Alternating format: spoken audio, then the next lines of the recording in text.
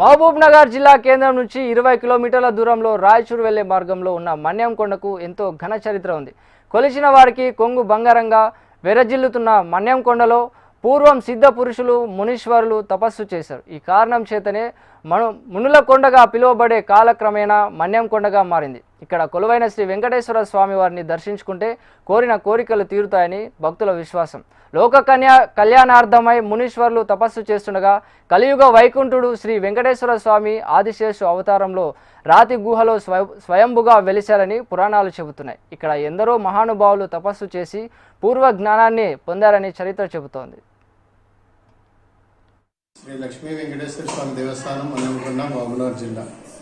నేను వంశపారంపర్య ధర్మకర్త అల్లారి మన్సూర్ కుమార్. ఈసారి 2025 బ్రహ్మోత్సవాలు ప్రభుత్వం ద్వారా మరియు జిల్లా యంత్రాంగం ద్వారా పాలక మండలి ద్వారా అన్ని ఏర్పాట్లు భక్తుల సౌకర్యాలు అన్ని ఏర్పాట్లు చేసి ఉన్నాము.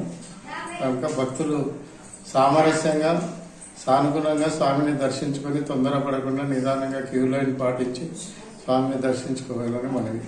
నీటి వసతి ఏర్పాటు చేసినాము, పార్కింగ్ వసతి ఏర్పాటు చేసినాము. భక్తులకు పైన పార్కింగ్ లేనందుకు తమ వాహనాలను కిందనే నిలుపుకొని పైకి ఆర్టీసీ ద్వారా ఏర్పాటు చేసిన బస్సులలో రాగలరని మనవి. మిగతా అన్ని ఏర్పాట్లు చక్కగా ఏర్పాటు చేసినాం, గమనించగలం. మాఘశుద్ధ పౌర్ణమి రథోత్సవం 12/2/25 రాత్రి 12 గంటలకు ప్రారంభమవుతుంది. మరియు మార్చి 14 అమ్మవారి కళ్యాణం పగలు 12 గంటలకు ఉంటుంది.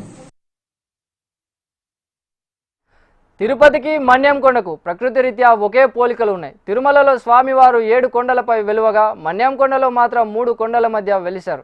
తిరుమలకు 7 కొండలను దాటుకొని వెళ్లాల్సి ఉండగా మన్యం కొండలోని 7 ద్వారాలను దాటుకొని స్వామివారిని దర్శించుకోవాల్సి ఉంటుంది. ఈ కారణం చేతనే మన్యం కొండను తెలంగాణ తిరుపతి, పేదల తిరుపతిగా పిలుస్తూ ఉంటారు. ప్రతి ఏడాది ఇక్కడ జరిగే బ్రహ్మోత్సవాలకు లక్షలాదిగా భక్తులు తరలి వస్తుండటంతో ఆలయ పాలక మండలి ప్రత్యేక ఏర్పాట్లను చేస్తుంది. అయితే ఈ ఏడాది సీఎం హోదాలో రేవంత్ రెడ్డి ఈ బ్రహ్మోత్సవాలకు హాజరు కానున్నారు. స్వామివారిని దర్శించుకొని ప్రత్యేక పూజలు చేసి మొక్కులు చెల్లించుకోనున్నారు. ఈ నేపథ్యంలో జిల్లా యంత్రాంగంతో పాటు పాలక మండలి అన్ని ఏర్పాట్లు చేస్తోంది.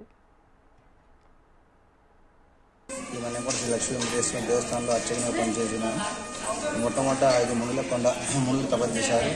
ఆ యొక్క తపస్సు నుంచి స్వామివారు తిరుమల నుంచి పాదాచార్యులు స్వామి పాదాలు ఉన్నాయి. కొండ ముందు బాగున్న కొండపైన ఆ విధంగా కోణిలో కూడా స్వామి పాదాలు ఉన్నాయి. అది తప్పని కోనేరు. ముఖ్యంగా స్వామి గుహంతరమాలు విషయాలు స్వామివారు ఆదిశేష అవతారం స్వామి గారు విలిసిండగా స్వామివారి యొక్క ముఖాకార దర్శనం మనకు కనబడుతుంది. ముఖ్యంగా ఇక్కడ నిదర్శనాలంటే కట్టన గుడి, పులిముట్టని స్వామి, తవ్వని కోనేరు, చేయని పాదాలు. ఇది ముఖ్యంగా తెలంగాణ తిరుపతి మహబూబ్నగర్ జిల్లా పెద్ద క్షేత్రము. శ్రీ మన్యంకొండ శ్రీ లక్ష్మీ దేవస్థానం బ్రహ్మోత్సవాలు ముఖ్యంగా మాఘ మాసంలో జరుగుతాయి. మాఘశుద్ధ దశమి మొదలుకొని శివరాత్రి వరకు ఉంటుంది. అంటే దశమి రోజు స్వామివారికి ప్రత్యేక అభిషేకం. అదేవిధంగా ఈ యొక్క ముఖ్యంగా ఈ యొక్క అర్చక స్వాములు ఉన్నటువంటి అలహరి వంశీకులు స్వామివారి వాళ్ళ యొక్క స్వాములు కేశవని అర్చక స్వామికి ప్రతిష్ఠ స్వామివారు కృష్ణాదులు లభించాడు. ఆ యొక్క వాళ్ళ వంశస్థులు ఇక్కడ కూడగర గ్రామ నివాసం ఏర్పరచుకున్నారు. నివాసం ఏర్పడిన ప్రతిరోజు కూడా స్వామివారి నిత్య విధులు నిర్వహించారు. ఆ విధంగా ఈరోజు అంటే ప్రారంభం రోజు వారి ఇంటి నుంచి స్వామివారు పల్లకి సేవలో స్వామిని ఏం చేసుకొని గ్రామోత్సవంలాగా గ్రామ చుట్టూ కూడగర గ్రామ చుట్టూ తిరుగుకుంటూ ఈ యొక్క గుట్టపెక్కి పల్లకిల స్వామివారు దాన్ని పిలిచేవంటారు.